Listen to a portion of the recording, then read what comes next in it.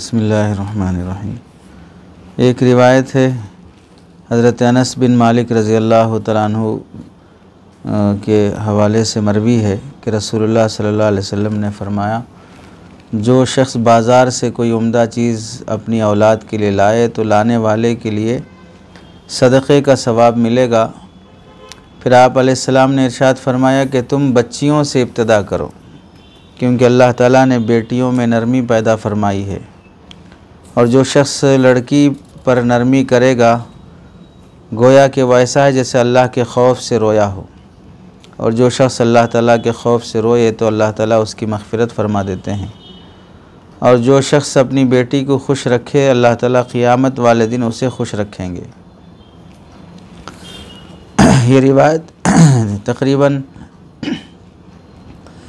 4 सहाबा इकराम के हवाले से मरवी है। एक हज़रत अनस बिन मालिक रज़ी अल्लाह तआला अन्हु की सनद से है, जिसमें रिवायत करने वाले हम्माद बिन अम्र नसीबी हैं, और दूसरा हज़रत अनस बिन मालिक से ही है, लेकिन उनकी इस सनद में अबान बिन अबी अय्याश हैं, और तीसरी है हज़रत अनस बिन मालिक ही रज़ी अल्लाह तआला रावी हैं, लेकिन इसमें उनसे रिवायत करने वाले यज़ीद रक्काशी हैं, और चौथी है हज़रत इब्न अब्बास रज़ी अल्लाह तआला अन्हुमा की सनद से। और ये कि रिवायत इब्न हिब्बान ने अल-मजरूहीन में, हाफिज़ इब्न जौज़ी ने अल-मौज़ूआत में इसे नक़ल किया है। तो हासिल यह हुआ कि 4 सनदों से रिवायत मरवी है और चारों सनदों पर कलाम है।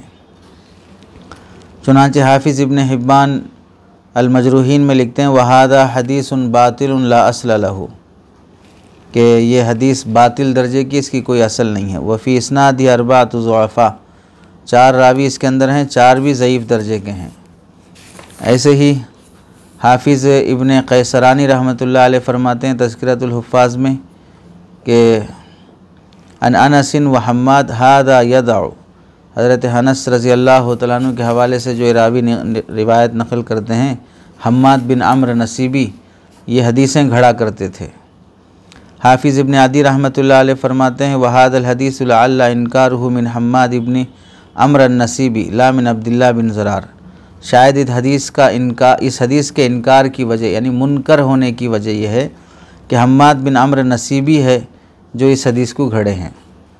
ऐसे हाफिज़ इब्न जौज़ी रहमतुल्लाह अलैह भी अल-मौज़ूआत में, हादा हदीसुन मौज़ूअन अला रसूलिल्लाह, ये अल्लाह के नबी अलैहिस्सलाम पर घड़ी हुई हदीस है। तो ख़ुलासा यह हुआ कि जितने भी तुरुक़ मंसूब हैं इस रिवायत के नक़ल करने में, कोई सनद जरह से खाली नहीं है। तो ख़ुलासा यह हुआ कि हाफिज़ इब्न हिब्बान ने साफ़ इस हदीस को बातिल और बेअसल कहा है, और हाफिज़ इब्न अदी ने इसे मुनकर करार दिया है, हाफिज़ इब्न जौज़ी ने इसे मनगढ़ंत कहा है, हाफिज़ इराक़ी रहमतुल्लाह अलैह ने इसे शदीदुन ज़ईफ़ुन कहा है। तो इसलिए इस रिवायत को अल्लाह के नबी अलैहिस्सलाम की तरफ मंसूब करके बयान करना दुरुस्त नहीं है। अलबत्ता ये बात है कि घर को कोई भी चीज़ लाएँ तो सबसे पहले अपनी औलाद में बेटी को पहले वो चीज़ दें, बाद में बेटों को दें, कोई हरज की बात नहीं है। और जब जैसा मौका हो, मसलन बाज़ मरतबा बेटी बड़ी है बेटा छोटा है, तो ऐसे मौके पर बेटा ज़िद करता है, बेटी फिर भी बात बोलने पे सुन लेती है और संभल जाती है, और बाज़ मरतबा बेटा बड़ा है बेटी छोटी है, तो छोटे बच्चे आम तौर से ज़िद करते हैं। तो हस्ब मौका बाप किसको मुक़द्दम करे किसको मुअख़्ख़र करे वो तरतीब रखे, बाकी बराबरी और इंसाफ तो सब में होना चाहिए।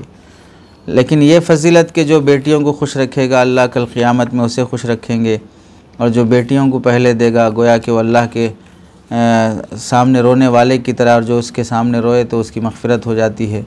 तो गोया कि बेटियों को पहले देने पर उनकी मग़फ़िरत हो जाती है।